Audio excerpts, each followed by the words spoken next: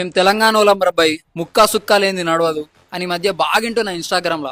మరి వీళ్ళకి తెలంగాణ ఔన్నత్యం, వైభవం, చరిత్ర తెలుసా తెలియదా నాకు తెలియదు, కానీ అసలైన తెలంగాణ అంటే ఏంటో నేను చెప్తా వినండి మిత్రమా. శాండ్ బాక్స్ టెక్నాలజీతో ఇసుక పునాదుల పైన ఎర్త్క్వేక్ రెసిస్టెన్స్ అంటే భూకంపాలను తట్టుకునే విధంగా 13th సెంచరీలోనే కాకతీయుల వారసుడైన గణపతి దేవుడు సామ్రాజ్యంలో నిర్మించారు మిత్రమా. ఒక నగరాన్ని నిర్మించాలంటే గుడి నీళ్లు ఉండాలని, గుడి చెరువులు ఉండాలని గుడి చెరువులను నిర్మించారు మిత్రమా.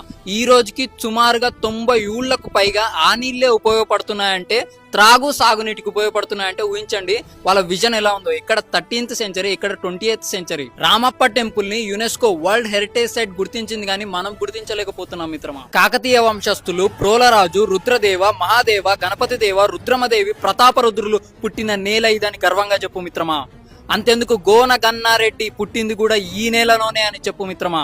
జల్ జంగల్ జమీన్ అనే నినాదంతో నిజాం సర్కార్ కి, బ్రిటిషర్స్ కి ఏకకాలంలో వ్యతిరేకంగా ఉద్యమం విస్ఫోటనంలా ఎగిసిన క్రాంతికార గిరిజన యోధుడు కొమరం భీం పుట్టిన నేల ఇదని గర్వంగా చెప్పు మిత్రమా. భూమి కోసం, భుక్తి కోసం, విముక్తి కోసం కొడవలి పట్టిన వీర వనిత చాకలి ఐలమ్మ గారు పుట్టిన నేల ఇదని గర్వంగా చెప్పు మిత్రమా.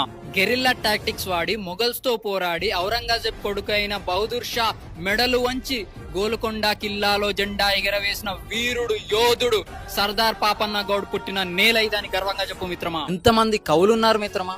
నా దేశం భగవద్గీత, నా దేశం అగ్నిపునీత సీత, నా దేశం కరుణాతరంగ, నా దేశం సంస్కార గంగ అని చెప్పిన జ్ఞాన పీఠ అవార్డు గ్రహీత సింగిరెడ్డి నారాయణ రెడ్డి గారు పుట్టిన నేల ఇదని గర్వంగా చెప్పు మిత్రమా. ఇందుగలడు అందులేడని సందేహము వలదు చక్రి సర్వోపగతుడు ఎందెందు చూచినా నందందే గలడు దానవాగ్రని వింటే అని రాసిన బొమ్మెర పోతన గారు పుట్టిన నేల ఇదని గర్వంగా చెప్పు మిత్రమా.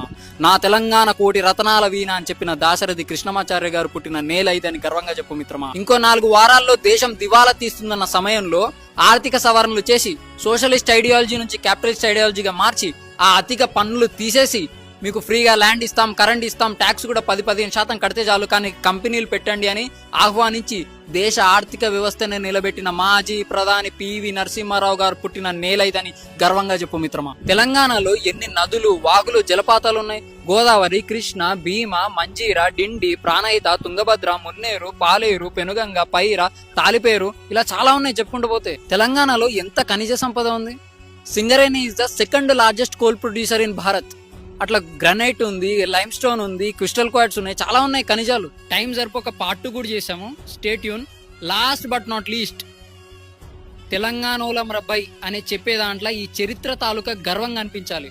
ముక్కా సుక్కా లేని నడవదు అనే పలుపు కాదు. జై హింద్.